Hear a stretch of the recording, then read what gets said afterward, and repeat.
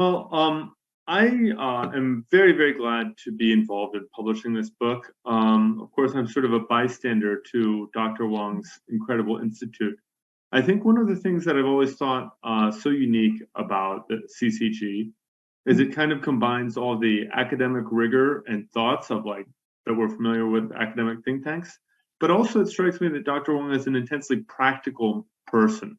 He is they say the perfect is the enemy of the good, and Dr. Wang is one of the very few people who was going to Europe, going to Singapore, going to the US, even knowing that he will have to quarantine when he was getting back. During these years of closed borders, Dr. Wang didn't let any of that stop him. And so I'm, as a publisher, it's great to publish a book like this. And you mentioned how this could inspire young people. I think one obvious thing, what's given this book series such staying power, is that by being open access, young people all over the world and those who don't necessarily go to Harvard or go to Peking University, they can access it. So when we look at the more than 1 million downloads of one of the books in the series, I have to imagine that many of those are happening across the global South with a new generation of intellectuals, a new generation of students and scholars from Pakistan to Ethiopia to Indonesia to Brazil to the US to China, who don't conceive of the world as a set of little states that have to, the red team versus the blue team, but really see our destiny as common, which I think is really the only logical way to understand it. Of course, I speak not only as a publisher, but also as an American who has lived in China since 2008. And I've got to admit that in these past few years, it's been a little bit of a rocky ride. Not so much because of anything that's actually happened, but because the discourse that I see in the media, I'm reading the English language media all the time, just seems very unhinged to me. And I also have to wonder, am I the one that's crazy, or is the New York Times the one that's crazy? I'm not really completely sure all the time. And I have to say that Dr. Wang's activities have given me great confidence, not only on just an academic level, but frankly on a personal level, because his activities make me know, yeah, I'm not crazy. China is still the same old China. It didn't all of a sudden turn into like the set for like Darth Vader's Death Star. It's pretty much the similar place that it used to be when I came here in 2008. And it's evolved, it's developed in many ways that are tangible. For example, when I lived in Beijing in 2015, the air was very polluted. It isn't anymore. We can also see, we've this time that Dr. Wang has been writing and publishing all these books, being a lone voice in the wilderness to advocate for dialogue and cooperation. Well, it looks like China's borders may well open soon. In fact, probably even by the time that we publish our next open access book. The discussion of Dr. Graham Allison's work in this book made me happy because we're discussing publishing a whole book of Dr. Allison in cooperation with CCG next year. So I love the idea of dialogue. Of course, it harks back to Plato's Platonic dialogues, where he has these imaginary dialogues with Socrates, trying to find out the nature of things.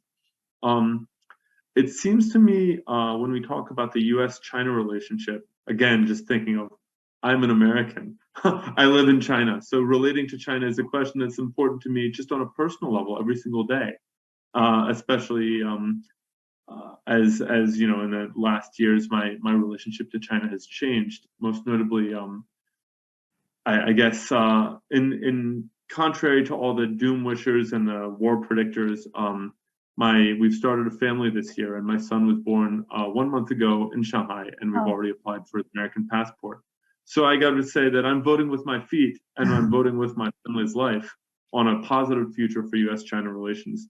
I tend to think that we see a lot of very short-term negative mentalities that are fueled by things like Twitter and are not necessarily tied to the realities which we see. One big source of that is that many Americans have not actually been able to come to China for the past few years, which is unfortunate, a necessary reflection of the coronavirus controls. But I'm very confident that very soon we'll start to see mass academic exchanges, people from finance companies coming to China and finding out what they can invest in.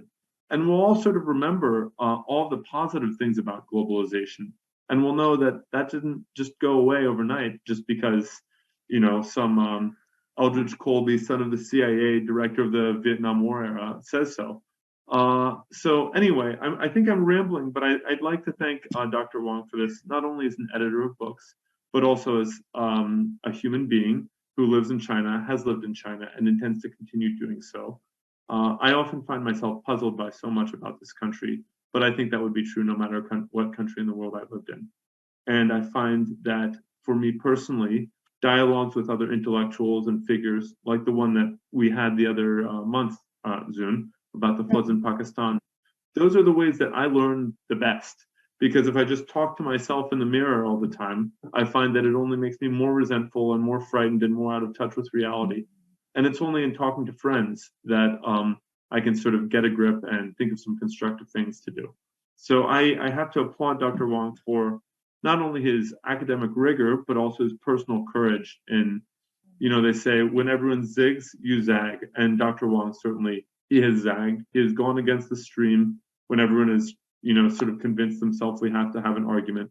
He has been the one voice of reason that says, no, globalization benefited us all and it will continue to do so. And I think very, very soon we'll see, in fact, that was borne out. So that's most of what I have to say, other than I'm very much looking forward to our new books. Just one final comment. The economist Adam Tooze at Columbia University wrote at one point, he wasn't sure if one of the problems that we have in the United States is just really accepting another way of life that is not our own, period. And of course, China is a country with many characteristics, but it is not America. It is not trying to Americanize. It is trying to follow its own road. And in a certain way, for a narcissistic personality, it's really hard to accept that there could be more than one way of doing things. And so we'll see if we can finally figure it out. But if we do, I think that we will all have scholars like Dr. Wang to thank for patiently stimulating dialogue, explaining it to us all, making book projects like this happen, making it open access so that many millions of people all around the world can get it, not just people who go to top universities. I think we all owe him a debt of gratitude. And it's actions of him and people like him that have led me to have the confidence to remain in here for the years to come. Thanks very much. Thank you.